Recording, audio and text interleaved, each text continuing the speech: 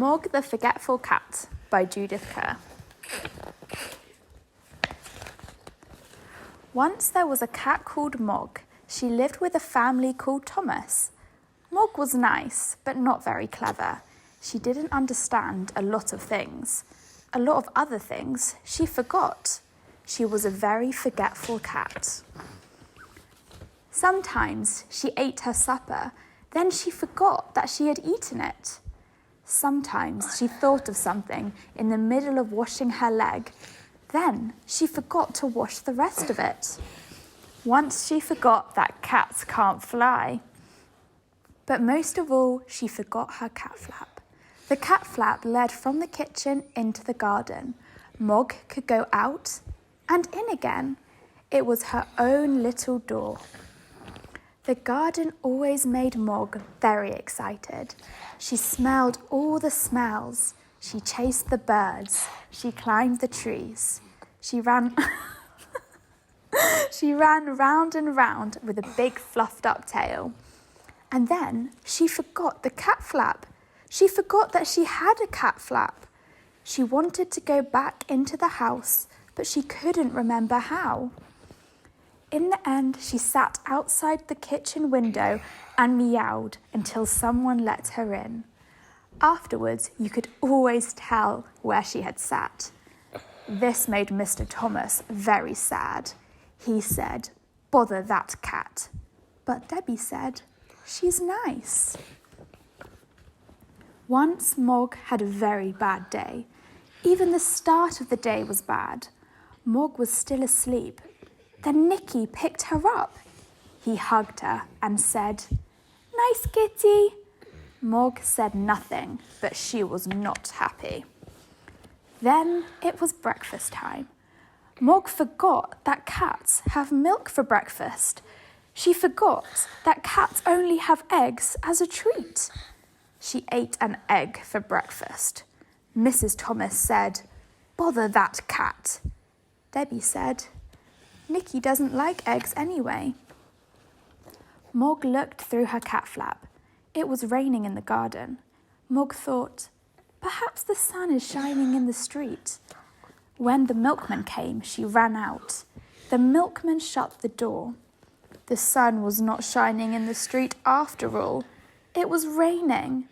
A big dog came down the street. Mog ran. The dog ran too. Mog ran right round the house, and the dog ran after her. She climbed over the fence, she ran through the garden and jumped up outside the kitchen window. She meowed a big meow, very sudden and very loud.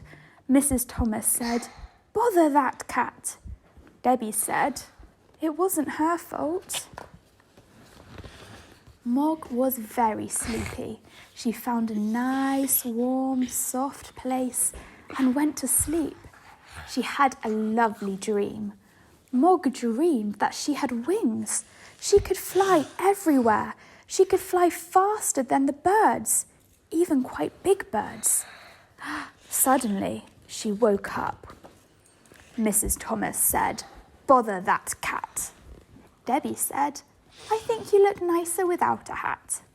Debbie gave Mog her supper, and Mog ate it all up.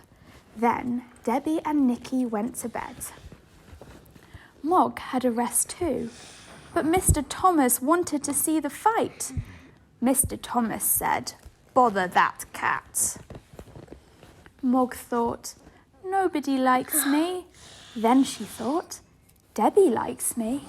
Debbie's door was open. Debbie's bed was warm. Debbie's hair was soft, like kitten fur. Mog forgot that Debbie was not a kitten. Debbie had a dream. It was a bad dream. It was a dream about a tiger. The tiger wanted to eat Debbie. It was licking her hair. Debbie shouted. Mog jumped. Mr. and Mrs. Thomas said, "Bother, bother, bother that cat." Debbie said nothing. She was still crying because of the bad dream. Mog ran out of the house. Mog ran out of the room and right through the house and out of her cat flap. She was very sad. The garden was dark. The house was dark too. Mog sat in the dark and thought dark thoughts. She thought, nobody likes me. They've all gone to bed. There's no one to let me in. And they haven't even given me my supper. Then she noticed something. The house was not quite dark. There was a little light moving about. She looked through the window and saw a man in the kitchen. Mog thought, perhaps that man will let me in. Perhaps he will give me my supper. She meowed her biggest meow, very sudden and very, very loud. The man was surprised. He dropped his bag. It made a big noise, and everyone in the house woke up.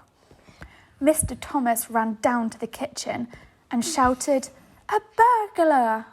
The burglar said, "Bother that cat." Mrs. Thomas telephoned the police. Debbie let Mog in and Nicky hugged her. A policeman came and they told him what had happened. The policeman looked at Mog. He said, "What a remarkable cat. I've seen watch dogs, but never a watch cat. She will get a medal." Debbie said, "I think she'd rather have an egg." Mog had a medal. She also had an egg every day for breakfast. Mr. and Mrs. Thomas told all their friends about her. They said, "Mog is really remarkable." And they never, or almost never, said, "Bother that cat."